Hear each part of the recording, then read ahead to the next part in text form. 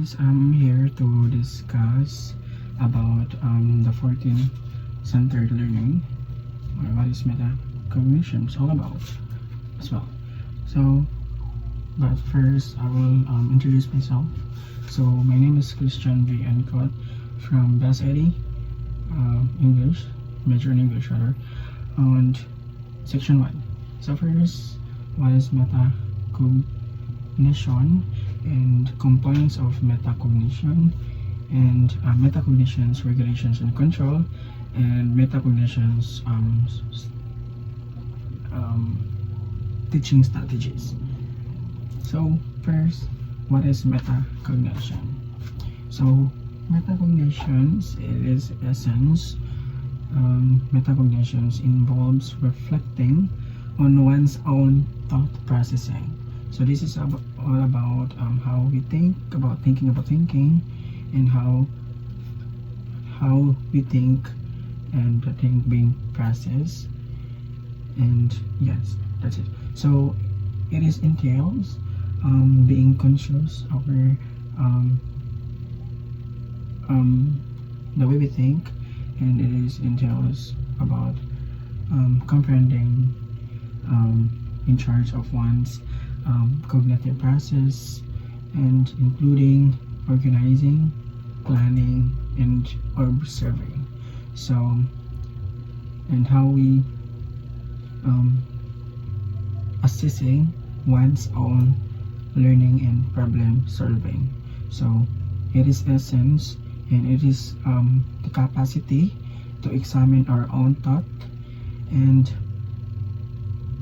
examine our own thought process and apply those insights, and essence your methods for learning and solving problems.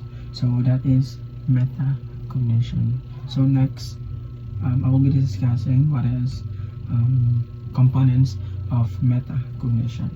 So second, I will discussing the components of metacognition. So in metacognition, there are two components. So the first component is the metacognitive knowledge, and the second is metacognitive regulation. So for the metacognitive knowledge, there are three categories, which is the declarative knowledge, procedural knowledge, and conditional knowledge. So first, we'll talk about, or I will be discussing, what is declarative knowledge.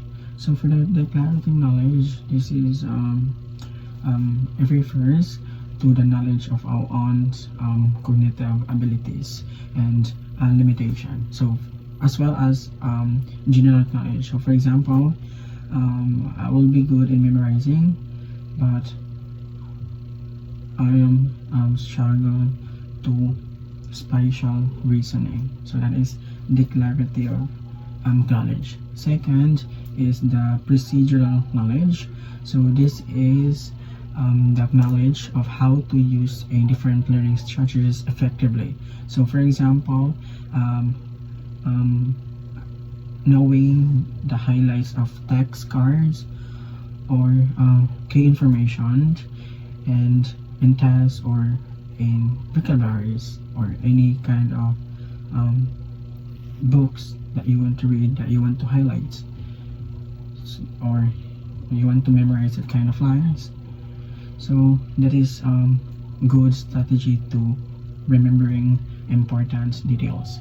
So third is the conditional knowledge, which is knowledge of when and why to use specific learning process.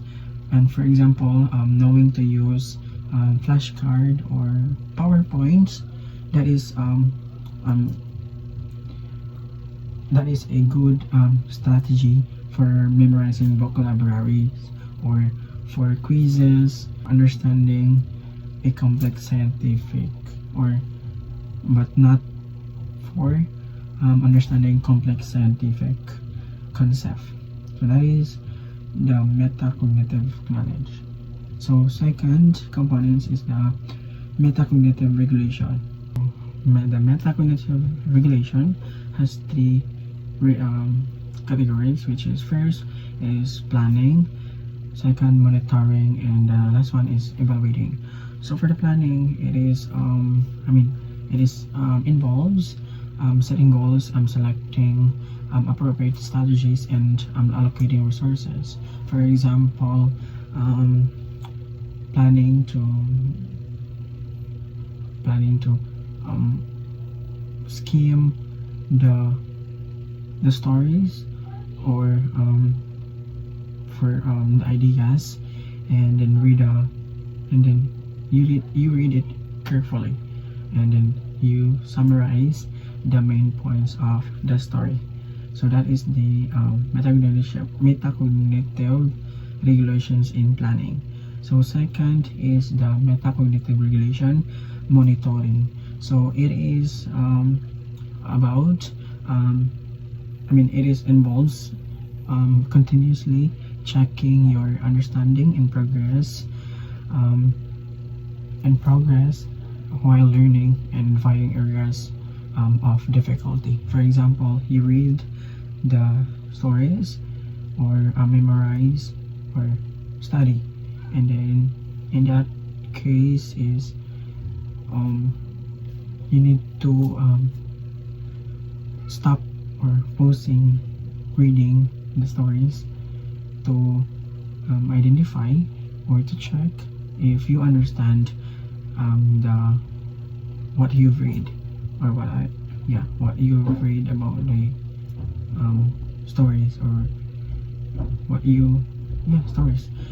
And that's it. That is the monitoring in metacognitive regulation. And the last one is metacognitive regulation in evaluating. Metacognitive regulation evaluating. So this involves assessing your learning task, completing task, or reflecting on what you worked well and what could be improved.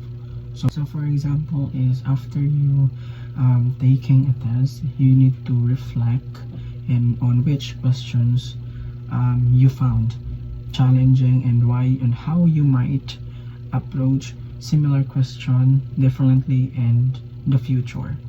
So that is evaluating in metacognitive regulation. Right now I will be discussing the teaching strategies, which this will help students to be aware of and regulate their own learning process. So in teaching strategies and metacognitive, there are a lot of strategies, but I will only give two that I understand a lot. So the first is the teaching strategies is the questioning. So in questioning, this helps us teachers can guide to think about their thinking by asking strategic questions like what strategy did you use, and how did you decide to approach this problem. So that is questioning. Second one is the reflection, which is providing opportunities to the student to reflect their learning experience through journaling, discussion, or self-assessment can enhance their metacognitive awareness.